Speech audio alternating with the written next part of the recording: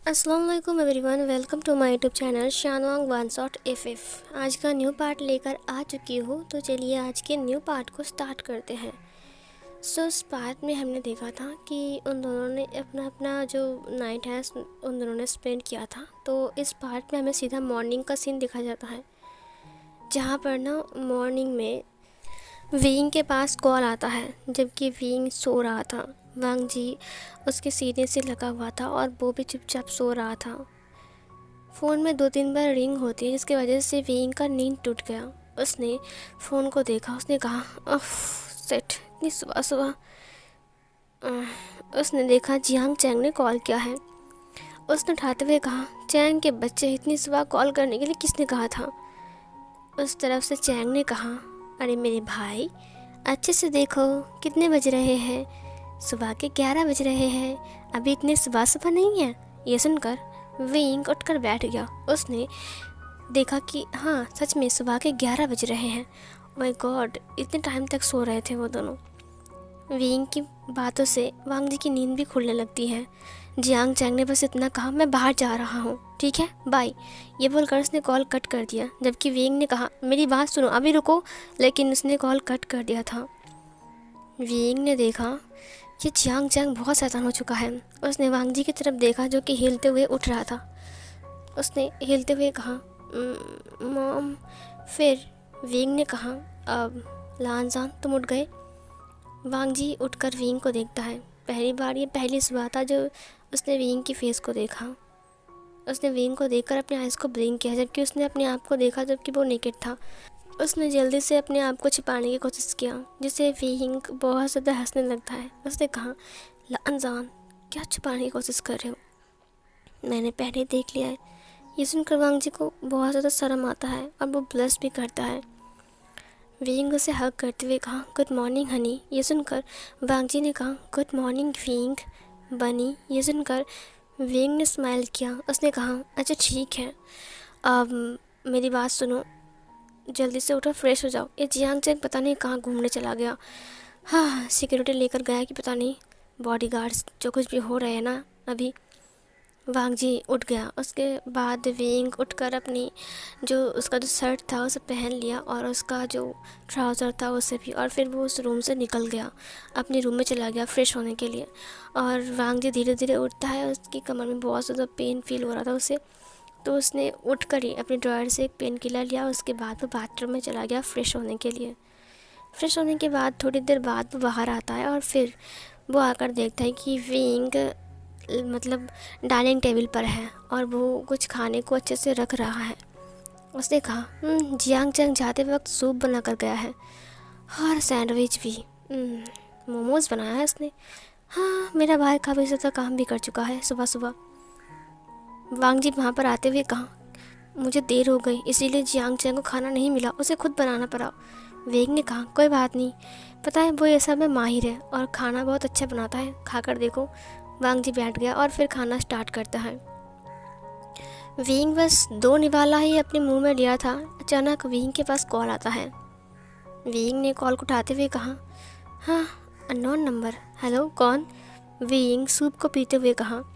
उसके बाद वहाँ से एक आवाज़ आई, जिस आवाज़ को विंग पहचानता है। उसने कहा, मिस्टर विभूषण, उम्मीद है कि तुम बहुत अच्छे होंगे, है ना? I am right. ये सुनकर विंग के हाथ से वो स्पून गिर गया। उसने कहा, वैन चाओ, तुम? वांग जी भी रुक गया वैन चाओ के नाम सुनकर। विंग ने कहा, तुमने मुझे क्यों कॉल किया है? क्या ज़रूरत है तुम्हें? वैन चाओ ने कहा, ज़रूरत मेरी नहीं है, तुम्हारी है। ये सुनकर उसने कहा, ज़रूरत मेरी है? वैन चाओ ने कहा, हाँ, बेचारा तुम्हारा भाई अकेला अकेला निकला है, अभी वो सुपरमार्केट के अंदर है, तुम कहो तो क्या मैं उसे उठा लूँ? ये सुनकर वो खड़ा हो गया। उसने कहा, क्या मतलब है तुम्हारा? वांग जी ने कहा, विंग क्या हुआ है? फिर वैन चाओ ने कहा, अरे कूल डाउन कूल डाउन, अभी तक मैंने उसे उठाया नहीं, तुम इतना गर्म क्यों हो रहे हो? कम डाउन यार। दरअसल बात ऐसी है ना, तुम्हारा भाई बहुत ज़्यादा खूबसूरत है, ओमेगा होने के नाते उसका कोई जवाब नहीं है, इसीलिए मैं सोच रहा हूँ क्यों ना मैं उसे उठा लूँ। या फिर मेरे महल में लेकर आ जाओ और फिर तुम्हारा जीजा बन जाओ, फिर हम दोनों संबंधी बन जाएंगे। क्या कहते हो विंग? विंग ने कहा जस्ट शट अप। विंग ने अपनी चॉपस्टिक को पटका बहुत ज़ोर से टेबल पर। वैन जाओ ने कहा तो विंग तुम्हारे पास सिर्फ 10 मिनट हैं। 10 मिनट के अंदर तुम सुपरमार्केट आकर अपने भाई को बचा कर ले जाओ। और अगर तुम नहीं आ पाए तो मुझे माफ़ कर देना, मुझे उसे ले जाना पड़ेगा, क्योंकि वो अभी भी अंदर गया तो शॉपिंग वॉपिंग करने में 10 मिनट तो लग ही जाएंगे, या फिर 15 मिनट। तो फिर 15 मिनट के अंदर मैं उसे उठा लूँगा, चाहे उसकी शॉपिंग कंप्लीट हो या फिर ना हो, लेकिन मैं उसे उठाने वाला हूँ। ओके विंग, तो तुम्हारा टाइम शुरू होता है अभी। आके अपने भाई को बचा लो, bye bye and happy journey. ये बोलकर उसने कॉल कट कर दिया। विंग ने कहा कौन सा सुपरमार्केट? हेलो हेलो हेलो बताओ। God damn it. Wang ji ने कहा क्या हुआ विंग? विंग ने कहा कुछ नहीं हुआ है। ये बोलकर विंग बाहर आ गया। उसने जियांग चैंग को कई बार कॉल लगाया, लेकिन जियांग चैंग ने कॉल को नहीं उठाया। जियांग चैंग ने कहा अगर मैं इसे उठाऊंगा तो ये पूछेगा कि मैं कहाँ हूँ, और फिर आकर यहाँ पर बॉडीगार्ड्स को खड़ा कर देगा और फिर मुझे लेकर चले जाएंगे। मैं कितना आज़ाद हूँ, मुझे अच्छा लग रहा है। विंग ने कहा जियांग चैंग के बच्चे बुद्धू कहीं के बॉडीगार्ड्स भी साथ में लेकर नहीं गया है, पागल, ये मुझे मरवा कर छोड़ेगा। उसने उसकी लोकेशन को चेक किया। उसने कहा सुपरमार्केट, ओ गॉड, सिटी के बाहर। उसके बाद वो अपनी गाड़ी लेकर निकल गया। उसके पीछे पीछे बहुत सारे कार्ड्स, बहुत सारे बॉडीगार्ड्स, बहुत सारे जो माफियाज लोगों के साथ होते ना, वो सब लोग निकल गए। सिर्फ 2-3 गार्ड्स ही वहाँ पर थे घर के पास, और बाकी सब लोग निकल गए थे सिर्फ और सिर्फ जियांग चैंग को बचाने के लिए। वांग जी ने कहा क्या जियांग चैंग बहुत ज़्यादा खतरे में है? उसे हुआ क्या है? मुझे तो यकीन नहीं हो रहा है कि जियांग चैंग ऐसा भी कर सकता है। वो अपने साथ गार्ड्स को क्यों नहीं ले गया? वो अकेला ऐसे जा सकता है ऐसे, जबकि उसे पता है कि बाहर क्या चल रहा है। हाँ, जियांग चैंग भी ना। वांग जी नीचे बैठ गया, मतलब टेबल पर बैठ गया। सीन कट होती है। वांग जी सारे बाउल्स को लेकर किचन में धो रहा था। अचानक फायर की आवाज़ आती है, जैसे कि बहुत ज़ोर से फायर्स हुई, और ऊपर से गेट खोलने की साउंड भी आती है। वांग जी ने कहा लगता है विंग वापस आ गया है, लेकिन ये फायर कैसे हो गया? उसके बाद जैसे ही वांग जी किचन से बाहर आता है, किचन बहुत बड़ा था तो वहाँ से बाहर आता है, तब वो देखता है कि एक पर्सन रूम के अंदर है जिसके हाथ पे गन है। वांग जी बाहर आ गया। समझ में नहीं आता कि ये पर्सन है कौन। उसके बाद पीछे पीछे वेन जूलियो और वेन सू भी अंदर आ गए। वेन सू को देखकर वांग जी पहचान गया कि ये तो वेन सू है, क्योंकि वो जानता है कि वेन सू को पहले से ही, धोखेबाज वेन सू। उसके बाद अचानक वेन सू ने वांग जी को देख लिया। उसने वांग जी की तरफ गन को पॉइंट करते हुए कहा लान वांग जी। पकड़ लिया। हाइड एंड सीक खेल रहे थे क्या? कहाँ थे तुम? वांग जी ने कहा तुम लोग यहाँ पर क्या कर रहे हो? उसने वांग जी की तरफ गन को दिखाते हुए कहा इधर आओ।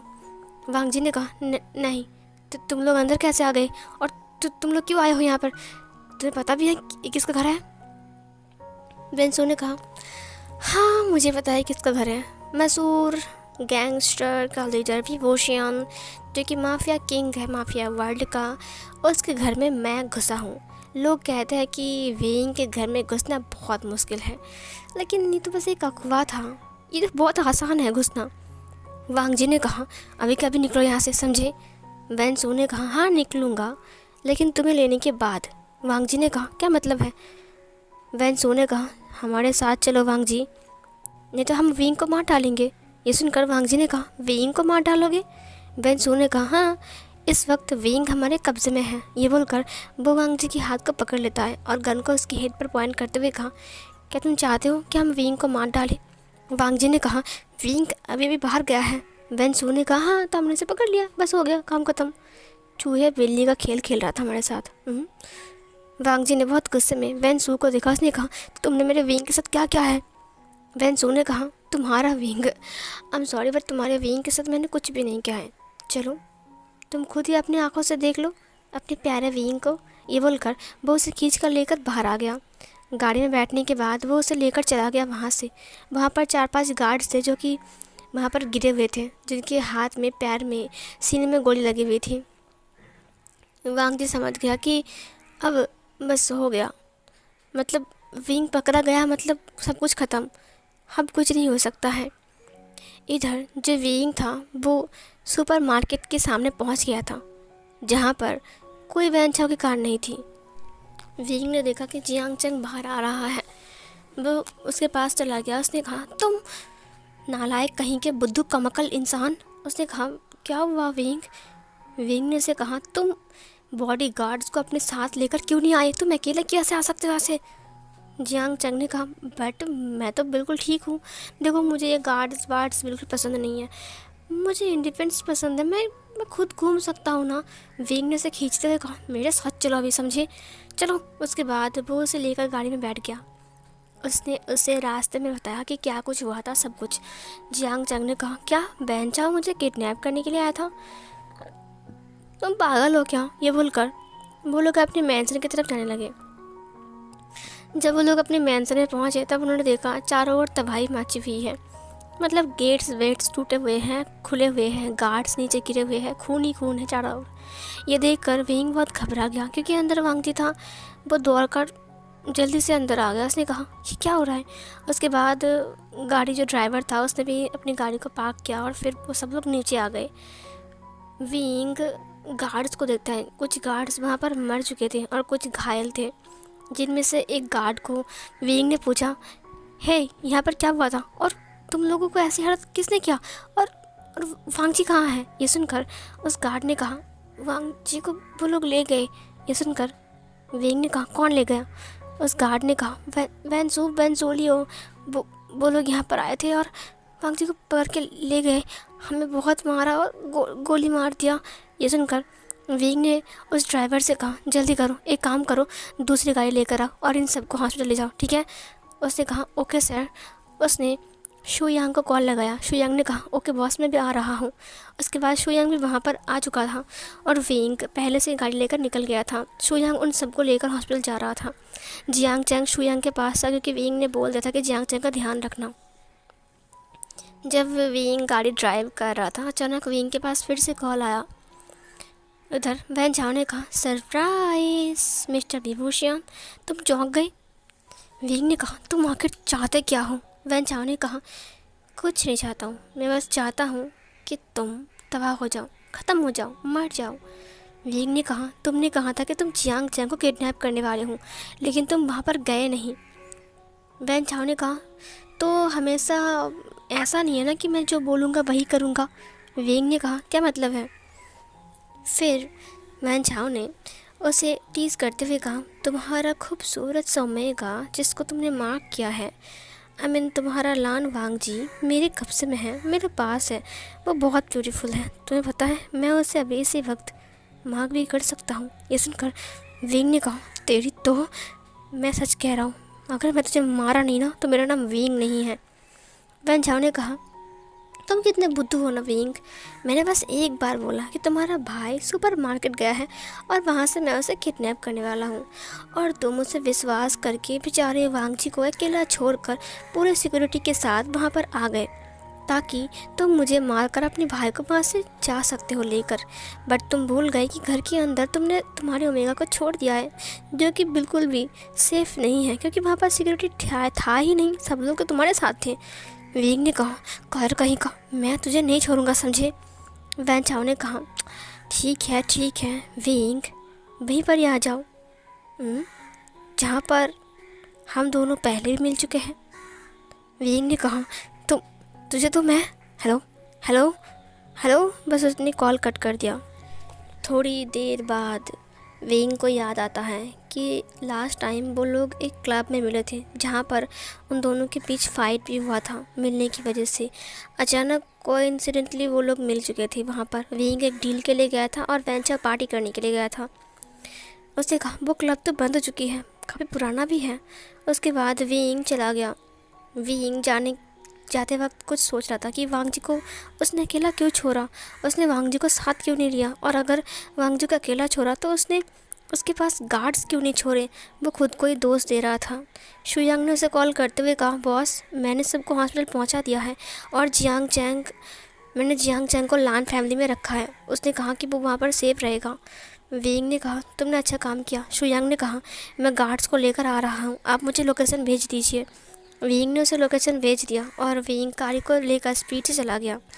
थोड़ी देर बाद जब विंग उस क्लब के सामने पहुंचता है तब उसने देखा कि वहाँ पर कोई भी नहीं है। माइक में अनाउंस होता है गेट खोल दो, विभूषण आ चुका है। ये सुनकर गेट ओपन होता है और फिर विंग गाड़ी लेकर अंदर आ जाता है। फिर वेंचाओ फिर से बोलता है जाओ हमारे प्यारे विभूषण की गाड़ी को ओपन करके विभूषण को लेकर आओ, वो हमारा मेहमान है, खास मेहमान। ये बोलकर वो हंसने लगा। तुरंत एक आदमी वहाँ पर आ गया जिसने मास्क लगाया हुआ था, उसके हाथ में गन था। उसने विंग की गाड़ी को ओपन किया और उसके बाद विंग बाहर निकला। बाहर निकलने के बाद विंग आगे की तरफ आ रहा था। थोड़ी देर बाद वेंचाओ वहाँ पर आ गया बाहर गार्डन में। वो गार्डन बहुत ज़्यादा बड़ा था जहाँ पर पार्टी वार्टी होती है। उसके बाद वेंचाओ ने कहा विभूषण तुम्हारा स्वागत है, तो कैसा लगा हमारी खातिरदारी। विंग ने कहा लंचा कहाँ है। ये सुनकर वेंचाओ ने कहा उफ यार तुम अभी अभी आए हो, थोड़ा सा बातचीत करो, हालचाल पूछो। नहीं लंचा कहाँ है, ये कोई पूछता है क्या। विंग ने कहा मैंने कहा मेरा लंचा कहाँ है बस। वेंचाओ ने कहा मैंने अभी तक उसे कुछ नहीं किया है, टच भी नहीं किया है, कसम तुम्हारी कसम। विंग ने कहा बकवास बंद करो।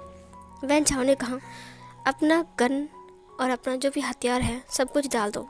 विंग ने कहा मेरा लंचा कहाँ है। वेंचाओ ने कहा मैंने जो कहा है वही करो, अपना गन हमें दे दो। विंग चुपचाप खड़ा था। वेंचाओ ने कहा मुझे लगता है कि तुम ऐसे नहीं दोगे, उसे बाहर लेकर आओ। उसके बाद वेन जूलियो और वेन सो मिलकर वांग जी को बाहर लेकर आते हैं। वांग जी की लिप्स से कट गया था और जहाँ से ब्लड निकल रहा था। इसे देखकर विंग को बहुत ज़्यादा गुस्सा आ जाता है। विंग ने अपनी गन को पॉइंट करते हुए कहा वेन जाओ मैं तुझे मार डालूंगा, तूने क्या किया है। फिर इधर वेन जूलियो ने कहा तुम्हारा ये ओमेगा बहुत फरफरा रहा था, बहुत हाथ पैर चला रहा था, बस एक थप्पड़ मारा और नीचे गिर गया और इसका लिप्स कट गया है। मैंने कुछ नहीं किया भाई दीप, इसकी गलती है ये सब कुछ। विंग ने कहा तेरी हिम्मत कैसे हुई उसके ऊपर हाथ लगाने की। ये सुनकर वेंचाओ ने कहा देखो विंग तुम भूल रहे हो कि इस वक्त तुम्हारा दिल, तुम्हारा दिमाग, तुम्हारा जान, मन, धन, प्राण सब कुछ मेरे पास है और तुम मुझे ये गन दिखा रहे हो। क्या तुम भूल गए हो कि तुम्हारा ये प्यारा सा वांग जी मेरे कब्जे में है, मैं चाहे तो अभी उसे गोली मार सकता हूँ। ये बोलकर उसने उसकी तरफ गन को पॉइंट कर दिया। वेन सू ने कहा किससे बात कर रहे हो, इस नालायक से। मुझे तो यकीन नहीं हो रहा है भाई, चलो ना इसे वैसे ही मारते हैं जैसे इसकी मॉम और डैड को मारा था। उसके बाद वेंचाओ ने कहा नहीं विंग को हम नहीं मारेंगे, विंग को मारेगा मेरा पापा। पापा पे आने वाला है, रुको। वहाँ पर एक मर्सिडीज कार आकर रुकती है जहाँ से वैन रोहान आता है। वैन रोहान के साथ कुछ और आदमी भी आ रहे थे। विंग ने वैन रोहान को देखा। वैन रोहान ने कहा वाट ए ग्रेट सरप्राइज़, तुमने विंग को पकड़ लिया है। फिर वैन चाओ ने कहा विंग अभी मेरा पालतू कुत्ता है, इसीलिए मैं विंग को जो बोलूँगा विंग वही करेगा, है ना विंग। उसने वांग जी के बालों को पकड़ते हुए कहा तो विंग तो तुम क्या कहते हो, तुम हथियार नहीं डालोगे है ना। विंग ने अपनी गन को नीचे कर लिया और फिर उस इंसान को अपनी हथियार दे दिया। वैन रोहान ने कहा ओ माय गॉड मुझे यकीन नहीं हो रहा है, माफिया वर्ल्ड का माफिया किंग विभूषण अपना हथियार डाल दिया, मुझे तो यकीन नहीं हो रहा है, सिर्फ एक ओमेगा के लिए। विभूषण। विंग ने वैन रोहान को देखते हुए कहा थोड़ी देर वेट करो, मेरे टाइम भी आएगा। ये सुनकर वैन रोहान ने कहा उसके बाद उसने विंग को लात मार दिया उसके सीने में। विंग पीछे की तरफ चला गया और गाड़ी से लग गया। उसके बाद विंग फिर से खड़ा हो गया और फिर वहाँ पर वैन चाओ चेयर लाता है और फिर सब लोग बैठ जाते हैं। उन्होंने वांग जी को बेरियों से बांधा और फिर उसे बांधने के बाद नीचे बिठा दिया। वो नीचे बैठा हुआ था और उसकी लिप्स से ब्लड निकल रहे थे। उसने वांग जी को थप्पड़ मारते हुए कहा हाँ वांग जी मुझे यकीन नहीं होता है कि तुम मुझे मारने के लिए चाकू लेकर आए थे और इसीलिए तुम्हें मुझे मारना पड़ा। देखो तुम्हारी हालत कैसी बन चुकी है। विंग को बहुत ज़्यादा गुस्सा आ रहा था। फिर वैन रोहान ने कहा क्या इस वांग जी को हम मार डालेंगे। ये सुनकर विंग बहुत घबरा गया, वो आगे आ गया। फिर वैन चाओ ने कहा तो तुम विभूषण तुम क्या कहते हो, तुम्हारे जाने मन को हम मार डाले। विंग घुटना टेक कर नीचे बैठ गया। ये देखकर सब लोग हैरान थे। वैन रोहान ने कहा, ओ माय गॉड, जब विंग खड़ा होता है तब सारे माफिया, वर्ल्ड के माफिया, जितने सारे माफियाज होते हैं वो सब लोग घुटना टेक कर बैठ जाते हैं। लेकिन पहली बार देख रहा हूँ माफिया वर्ल्ड का माफिया लायन, माफिया किंग, वो खुद घुटना टेक कर बैठा हुआ है, वो भी सिर्फ एक ओमेगा के लिए। मुझे तो यकीन नहीं हो रहा विभूषण। विंग की नज़र झुकी हुई थी। विंग ने कहा, वो मेरा प्यार है, उसे मुझे दे दो, मुझे और कुछ नहीं चाहिए, मुझे कोई बदला नहीं चाहिए। तुम लोगों ने मुझसे सब कुछ छीन लिया, मेरी मॉम डैड, मेरा फैमिली, मेरा सब कुछ, मेरा सुख चैन, मेरा सब कुछ छीन लिया। जितने सब कुछ चीज़ था मेरे पास, सब कुछ तुमने छीन लिया। अब मेरे पास सिर्फ एक ही चीज़ है, मेरा प्यार। प्लीज़ उसे कुछ मत करो, मैं यहाँ से बहुत दूर चला जाऊँगा, मुझे बस वांग जी को लौटा दो। वैन चाओ ने कहा, बट विंग, हम वी फैमिली को ज़िंदा नहीं छोड़ सकते हैं। आई एम सॉरी, तुम्हारे पास कोई दूसरा ऑप्शन नहीं है।